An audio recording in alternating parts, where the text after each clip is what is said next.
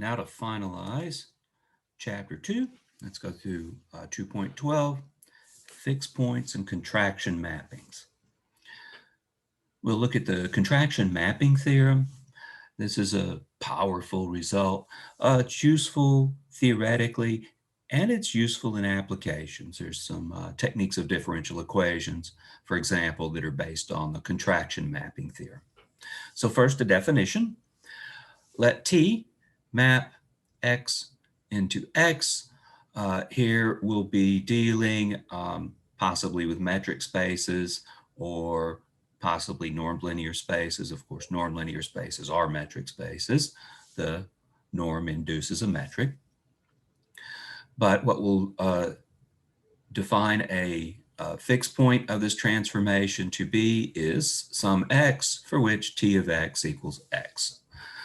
So the value is unchanged when t is applied to the value x or the vector x or the element of metric space x, as it were.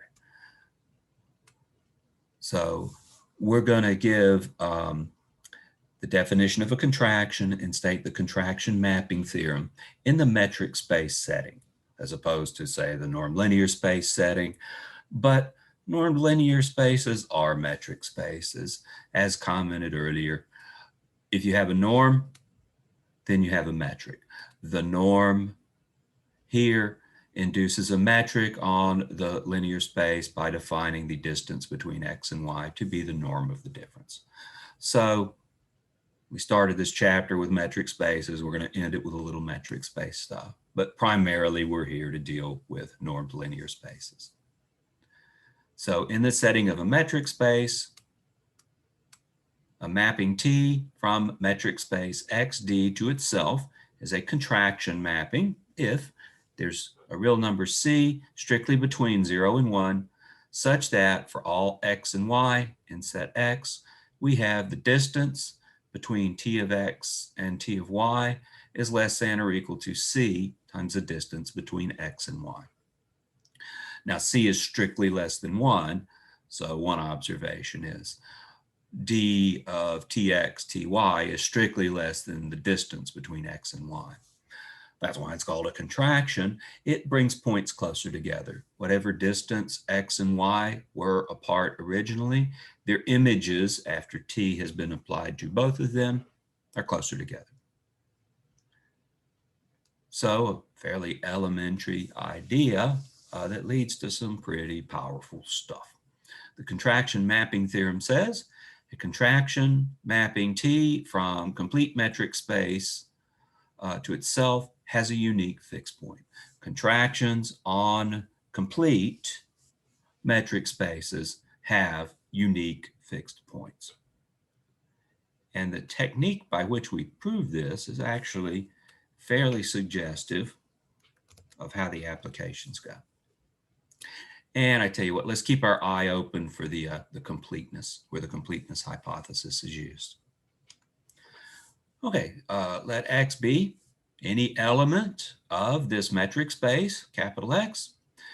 We have inductively that the distance from t to the n plus 1 x to t to the n x, that is iteration of this contraction, is less than or equal to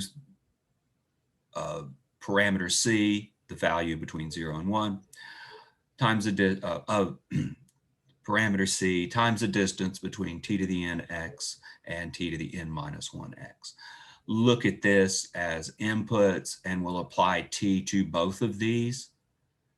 That just picks up another t on the first one and another t on the second one. So this is exactly what we had in the definition of a contraction.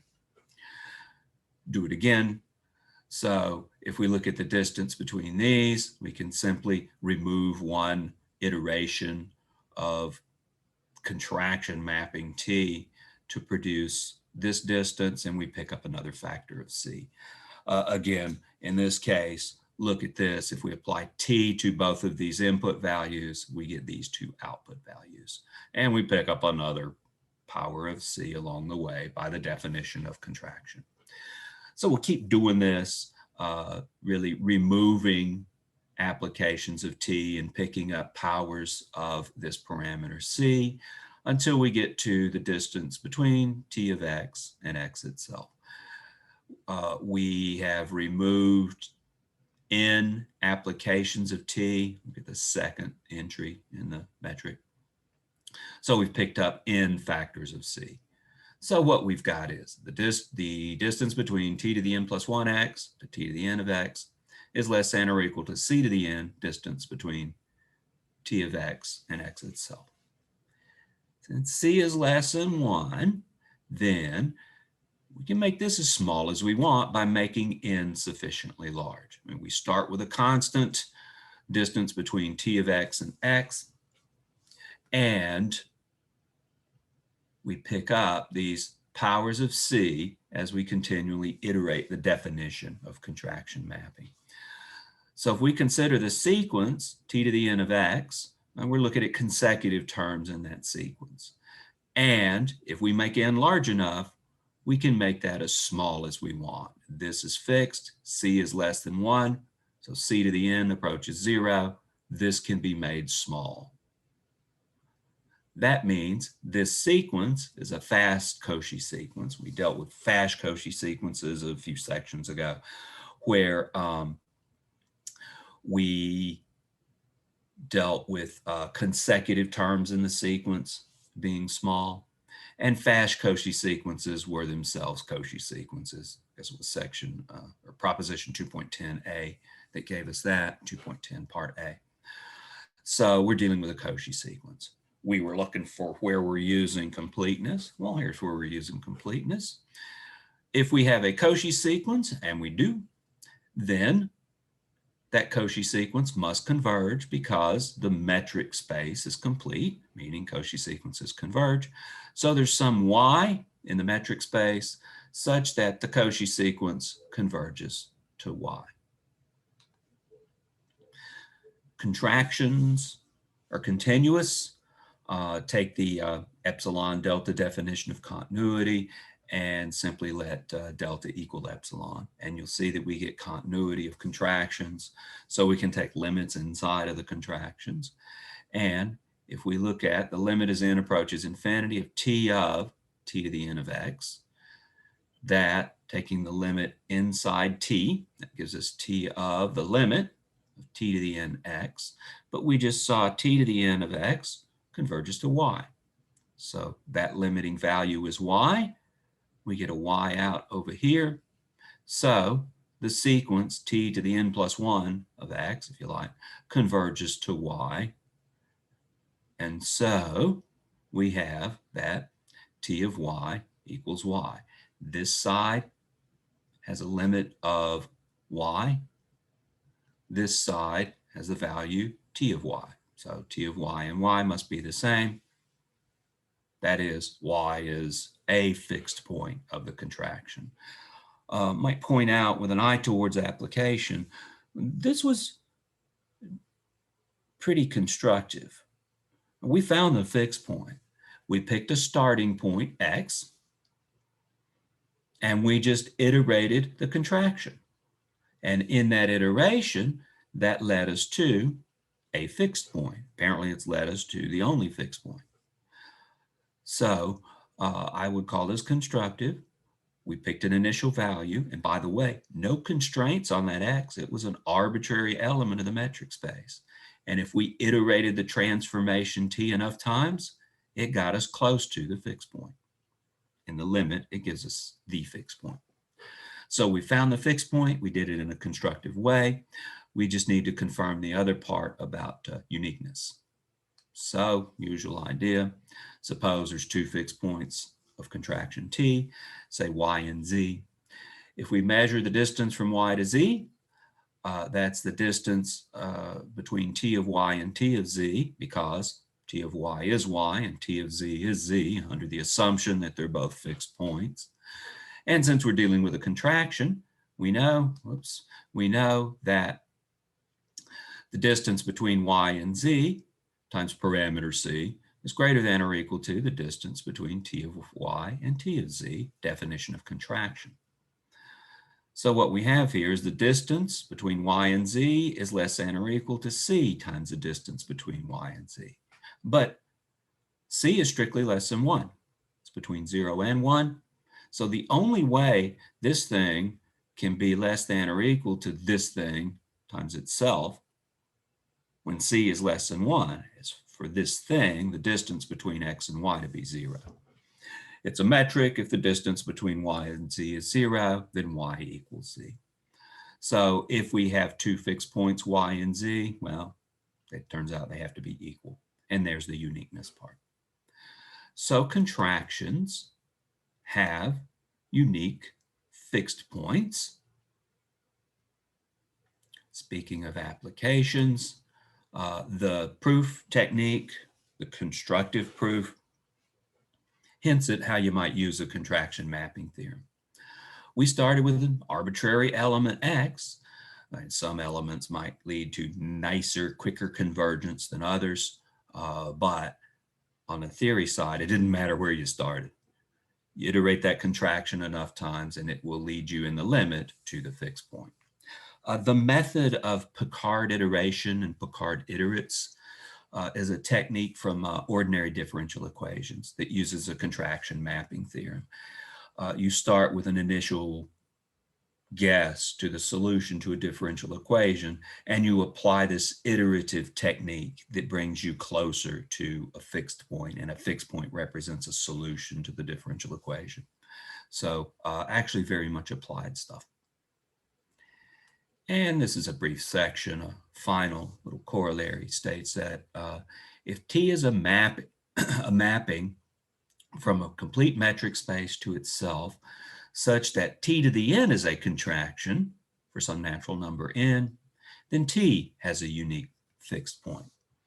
Maybe just a bit of commentary. So we're not assuming T is a contraction. If we did, we're just redoing the contraction mapping theorem. We're assuming that T to the n, that is T to some power, is a contraction, and drawing the conclusion that that implies that T itself has a unique fixed point. So let's look at the proof of that. Very brief. First, let y be a unique fixed point of T to the n. That means T to the n applied to y equals y itself. So if we apply T to the n to T of y, that represents these exponents represent function iteration, contraction mapping iteration. So T to the n applied to T of y is the same as T applied to T to the n of y, just what the exponents mean. They're not actually exponents. They represent function iteration. But we get the equality between these two. And we said T to the n of y is y, assuming y a fixed point of T to the n. So this becomes y, and that leads us to T of y. So T to the n of T of y and T of y are the same. Well, that means T of y then is a fixed point of mapping T to the n. We applied T to the n to T of y, got T of y back out. T of y is a fixed point of T to the n. But we hypothesized T to the n is a contraction. Well, if T to the n is a contraction, that effectively hypothesizes that there's a unique fixed point of T to the n by the contraction mapping theorem. So that's where we're using the contraction mapping theorem, is its uniqueness. Tells us that, well, if y is a fixed point and T of y is a fixed point, then we must have y equals T of y, because there's only one fixed point of T to the n. But that implies y, not only is it a fixed point of T to the n, but it's also a fixed point of T. Y equals T of y. Y is a fixed point of T. We're claiming T has a unique fixed point. We found a fixed point, so we just need to take care of the uniqueness again. If Z is another fixed point of T, T of Z equals Z, that is, then apply T to both sides a whole bunch of times. And every time you get a T of Z, you replace it with a Z. On this side, the iterations of T we'll build up until we get t to the n on this side. On this side, we'll treat it as t of z. Well, that's z. T of z. Well, that's t of z, which is z. Keep reducing. And we get that t to the n of z equals z. And so z is also a fixed point of t to the n. But t to the n is a contraction. It has a unique fixed point.